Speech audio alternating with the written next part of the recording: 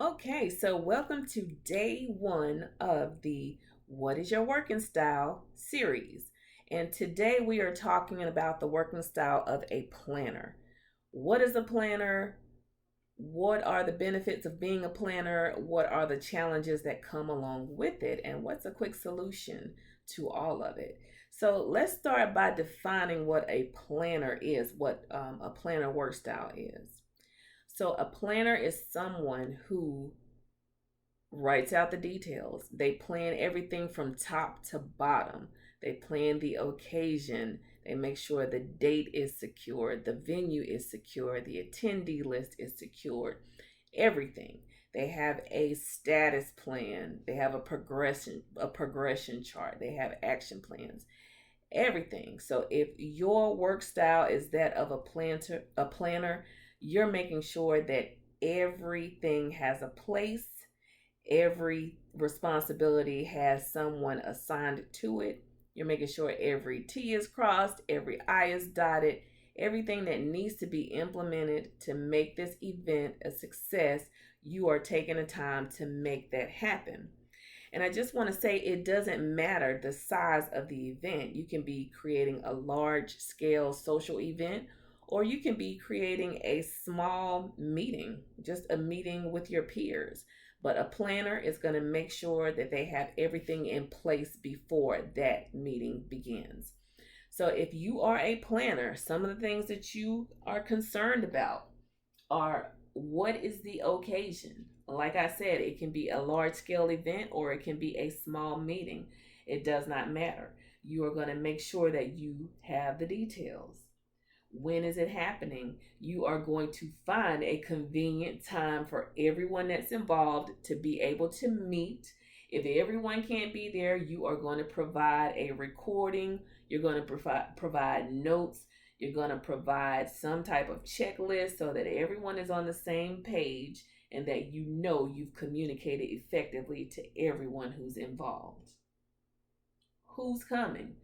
Who's coming is not only your attendee list, but it's also people that you may need to collaborate in order to make the event happen. So it's the pre list before the list. Like, who do I need to network with? Who do I need to talk with? Who do I need to collaborate with to make sure that my meeting, my event, my occasion is successful? Those are the things that a planner does. That is a planner's work style.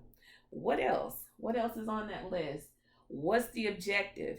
You are going to have a defined objective as a planner. Why are we meeting? Because we want to make sure that we are not wasting anybody's time, that everyone wants to feel like the meeting is something of value, that they're getting something from it. So going a little deeper into what is the objective, it can either be for educational purposes, it can be for social purposes, or you may need to have an event to raise funds. But whatever it is, if you are a planner, you are going to make sure that the people involved or the people that you want to reach and the people that you're collaborating with know what their function is, what the objective is for you meeting with them, and how to make sure that everyone's time is valued. Right? Am I right? Yes.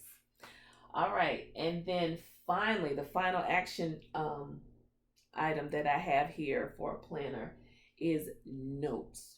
Right? So you are a constant note taker. You're making sure that you've taken sufficient notes so that if someone asks you about something that was said, or if they ask you about a particular detail about the event, you're going to know because you took notes.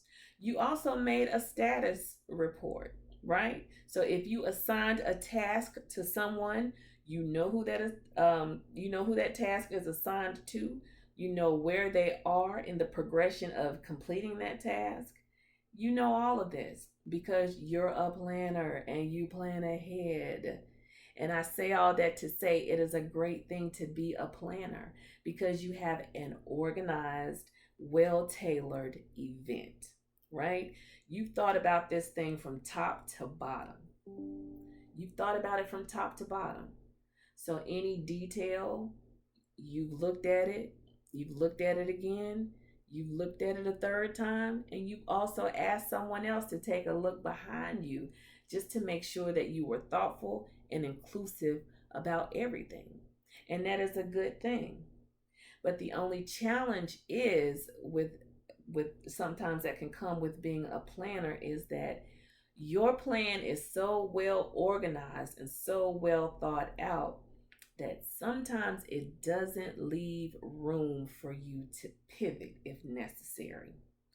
So, one of the things that you would need to work on if you are a planner is to make sure that you leave room for the unexpected.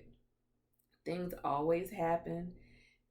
Even after the best planner triple checks themselves and has a peer check behind them as well, something out of the ordinary, something unexpected always occurs. So, in your planning, make sure to leave room for the unexpected. The unexpected. Now, anything can happen. So, just make sure that you leave a little room for yourself to pivot just in case you have to take another direction. That simple. That's it. Right? So, the solution to being a planner, an overzealous planner, because as I said earlier, there are great benefits of being a planner, but there's also that challenge of not being able to pivot or not leaving room for you to pivot. So, the solution to that is to plan to be flexible and to allow yourself that room, a little wiggle room. And that's it. That's all you have to do. Being a planner is a great attribute. It is very warranted and very needed in today's society, no matter if you're using it for personal development or if you're doing it for, on a more business level. No matter what the reason for, it's always good to plan out your event and make sure that the details are covered. But also make sure that you leave a little wiggle room, okay? Just leave a little room. So that is my take on being a planner and how to successfully navigate it in this world of business and personal development. I am Melissa Rivers with Origins of Peace, your creative peace coach. And if you would like the bonus resource that's included with this video, please email me at originsofpeace@gmail.com. I do have an email list that I created specifically for introverts who are, yes, looking to improve their voice and improve their communication techniques.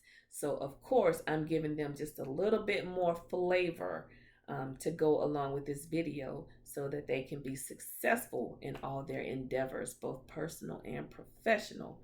So, hey, as I said, I'm your creative peace coach.